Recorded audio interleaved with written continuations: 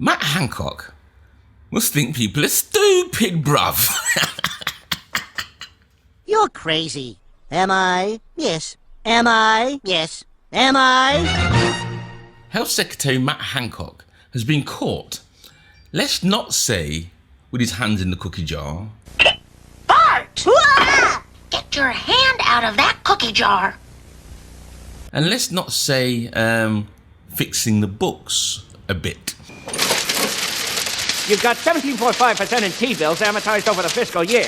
Let's more say that he's been a little bit dishonest. You acted unlawfully by not publishing contracts quickly enough that your department struck during the coronavirus pandemic. And these are contracts that were worth millions and millions of pounds, sometimes hundreds of millions of pounds.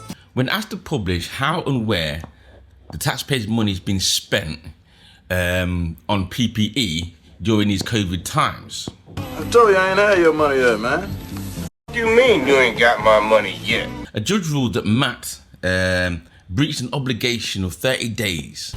You're supposed to do that within 30 days, and on average, in the height of the pandemic, we did that within 47 days. Yeah, in which he had to disclose all the contracts that were being handed out to certain companies and industries in which the PPE was either coming from or something like that. I'm not too sure. National Coordinator Office, whose report preceded all of this, have said that there was a special, as it were, fast-track lane for people who had contacts with politics and government, and that such organisations were 10 times likelier to get the contract. And that has led many people to think there is something wrong here, something fundamentally wrong going on in the way these contracts were awarded.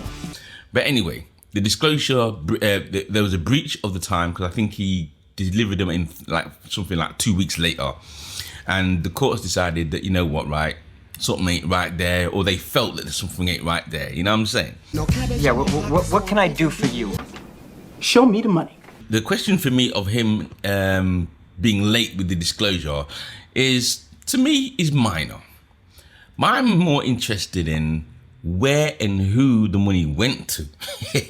That's what I find more interesting. I ain't got your money yet, man. And his poor attempts to crab around this question on Andrew Marr's show, leads me to believe that something isn't quite right there. And of course, we fast-tracked the leads that we thought were most likely to be able to get hold of the stuff fastest, and they did that. You lying ass. So for me now, the question of where the money went and who it's going to is more, what I would say, more importance.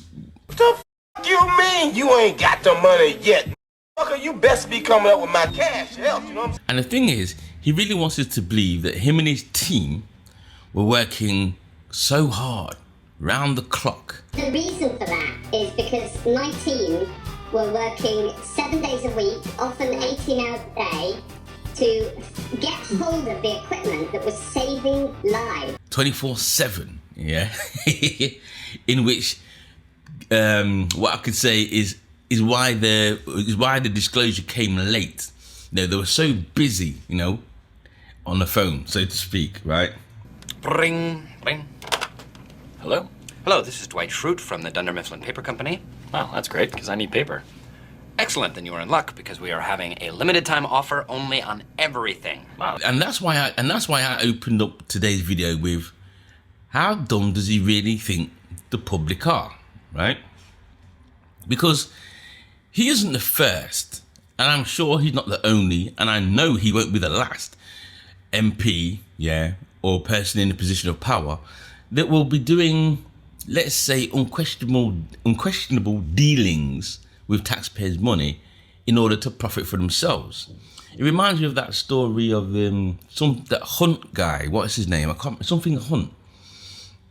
And the hot courses story a couple of years ago, where you had the guy, the MP, set up a he set up a holding page on a website in which people could find out where courses were for adult education.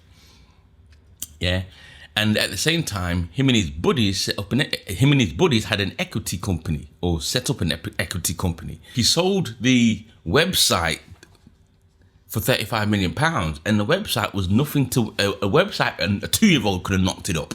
Yeah, because it was just a holding page you listed. Nothing special about this. Nothing whatsoever was special about this website.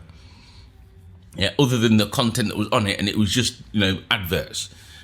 But yet he sold that for 35-something million pounds, right, to his equity firm, his buddies, and then a couple of weeks later or something like that, he gave up his post as an MP.